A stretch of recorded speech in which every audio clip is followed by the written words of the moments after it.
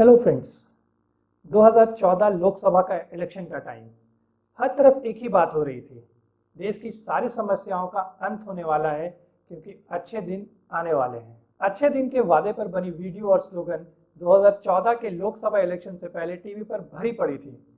इस तरह की वीडियो से बीजेपी ने हमें ये यकीन दिला दिया था कि उनकी सरकार बनते ही देश में युवाओं के लिए काम आने वाले हैं, अच्छे दिन आने वाले हैं। और वो कौन सा ऐसा इंसान होगा जिसे अच्छे दिन नहीं चाहिए होंगे? फिर क्या था, देश में सरकार बीजेपी की ही बनी। तो अब सवाल ये है कि क्या वाकई देश के बेरोजगारों के लिए अच्छे दिन आए? और इस बात को जानने के लिए हम सबसे पहले बात करेंगे कंबाइंड ग्रेजुएट लेवल एग्जाम्स की। इस एग्जाम को लेने का काम करती है स्टाफ सिलेक्शन कमीशन, जिसे हम SSCGL भी बोलते हैं। यहाँ हम सबसे पहले इन एग्जाम्स के बारे में इसलिए बात कर रहे हैं क्योंकि भारत सरकार की जितने भी डिपार्टमेंट्स होती हैं उन सभी डिपार्टमेंट्स में ग्रुप बी और ग्रुप सी सर्विसेज में काम करने वाले लोग इन्हीं एग्जाम्स को क्लियर करके नौकरी लेते हैं। और क्योंकि सबसे ज़्यादा लोग इन्हीं ग्रुप बी और ग्रुप सी सर्विसेज में काम करते हैं तो आप इस एग्ज़ाम के इम्पोर्टेंस को समझ सकते हैं। SSC हर साल इन जॉब्स के लिए वैकेंसीज निकालती है और एक साल के अंदर ही सारे सिलेक्शन प्रोसेस को पूरा करके सिलेक्टेड स्टूडेंट्स को जॉब दे दिया जाता है। मगर हर साल होने वाली SSC-CGL एग्जाम अब पिछले 3 सालों से पेंडिंग पड़ी हुई है। अभी तक पिछले 3 सालों का सिलेक्शन प्रोसेस पूरा नहीं हो सका। मतलब बीते 3 सालों से अभी तक किसी भी स्टूडेंट को SSC-CGL एग्जाम के थ्रू नौकरी नहीं मिल पाई है। वहीं दूसरी बात करेंगे हम रेलवे रिक्रूटमेंट बोर्ड की नॉन टेक्निकल पॉपुलर कैटेगरी की, जिसे हम RRB NTPC भी बोलते हैं। इसमें नॉन टेक्निकल पोस्ट जैसे ऑफिस क्लर्क या गार्ड जैसे जॉब्स मिलते हैं। रेलवे ने इसके लिए 90,000 से भी ज़्यादा वैकेंसीज मार्च 2019 में निकाली थी, ठीक 2019 के लोकसभा के इलेक्शन से 1 महीने पहले।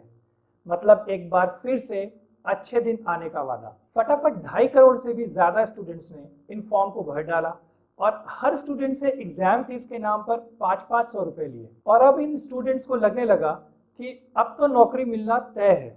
मगर आज 1.5 साल से भी ज़्यादा हो गया, मगर नौकरी मिलना तो दूर, RRB ने अभी तक इनका एग्जाम भी नहीं लिया। देश में सबसे ज़्यादा नौकरी देने वाली कमीशन SSC और RRB ही अब देश के स्टूडेंट्स को जॉब नहीं दे पा रही है। आज हालात ये है कि ये स्टूडेंट पिछले 3 सालों से इन एग्जाम्स के भरोसे बैठे हैं, मगर सरकार का ध्यान इनके तरफ नहीं है। आज सरकार बहुत ही आसानी से कोविड-19 का रोना रो रही है, मगर कोविड-19 तो 2019 के मार्च एंड से है। यहाँ तो स्टूडेंट 2-2, 3-3 साल से वेट करते आ रहे हैं।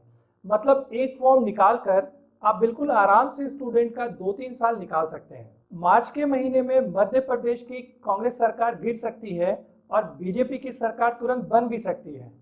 फरवरी में नमस्ते ट्रम्प जैसे मेगा इवेंट भी हो सकता है। मतलब हर तरह का पॉलिटिकल इवेंट देश में टाइम से हो सकता है।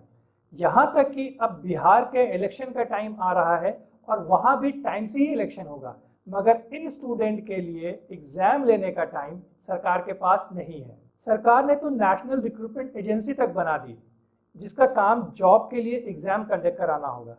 मगर इस एजेंसी का क्या फ़ायदा जब जॉब के लिए एग्जाम ही नहीं हो पा रहे हैं? दोस्तों, आपने कभी सुना है कि किसी MP या MLA का बच्चा इस एग्ज़ाम को दे रहा है? क्या इस MP और MLA के बच्चे को आपने कभी फॉर्म खरीदने के लिए या फॉर्म जमा करने वाली पोस्ट ऑफिस की लंबी लंबी लाइनों में लगते हुए देखा है?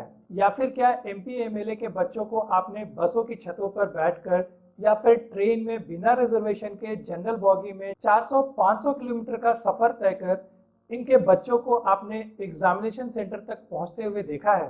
क्या आपने कभी देखा है कि किसी MP MLA के बच्चे अपने गांव से दूर किसी बड़े शहर में 8x10 का कमरा लेकर दिन और रात एग्जाम के लिए मेहनत कर रहे हों? इन एग्जाम्स को देने वाले देश के मिडिल क्लास लोग होते हैं, जो बस कुछ हज़ार की नौकरी ही चाहते हैं सरकार से और जिसके लिए ये दिन रात मेहनत करते हैं। इन स्टूडेंट्स के माँ बाप का सपना बहुत बड़ा नहीं होता है। इनके माँ बाप ये नहीं चाहते कि इनके बच्चे BCCI के सेक्रेटरी बने या फिर इनके बच्चों का कोई बहुत बड़ा इंपोर्ट और एक्सपोर्ट की कंपनी हो जिसका टर्नओवर साल में करोड़ों में हो। 10 लाख का सूट तो ये अपने सपनों में भी नहीं पहनते हैं। इनके लिए इंपोर्टेड कार नहीं बल्कि टू व्हीलर ही बहुत बड़ी बात है, क्योंकि ये अपनी फकीरी दिखाना नहीं बल्कि छुपाना चाहते हैं। पर आज इन सब बातों का किसी भी नेता पर कोई फर्क नहीं पड़ता, क्योंकि आप जब किसी नेता की बातों पर आंखें बंद करके यकीन करना शुरू कर देते हैं और उसके लिए वे हर फैसले को आप सही मानने लगते हैं, तो फिर आप उस नेता को इस बात की गारंटी दे देते हैं कि वो जो भी कर रहा है और आने वाले समय में जो भी करेगा बिल्कुल सही करेगा। और इन्हीं सब से परेशान होकर स्टूडेंट ने अपनी आवाज सरकार तक पहुंचाने के लिए बीते 5 सितंबर की शाम को 5 बजे 5 मिनट के लिए ताली और थाली बजाया था। मगर एकाक न्यूज चैनल को अगर छोड़ दिया जाए तो किसी भी नेशनल न्यूज चैनल ने इसे प्राइम टाइम पर कवर नहीं किया। क्यों? क्योंकि मीडिया रोजगार नहीं, रिया को दिखा रही है। स्टूडेंट की इस प्रोटेस्ट के बाद सरकार ने कहा कि वो 15 दिसंबर से आरआरबी की एग्जाम लेगी, पर अब ये तो आने वाला समय ही बताएगा कि अभी वाकई अच्छे दिन स्टूडेंट के आने में कितना समय लगेगा। दोस्तों, जरूरत है अभी हम सबको मिलकर सरकार पर दबाव बनाने की, और ये सारे स्टूडेंट जो इस मेंटल, सोशल और इकोनॉमिकल स्ट्रेस से गुजर रहे हैं उन्हें अपने सपोर्ट देने की। Thank you so much.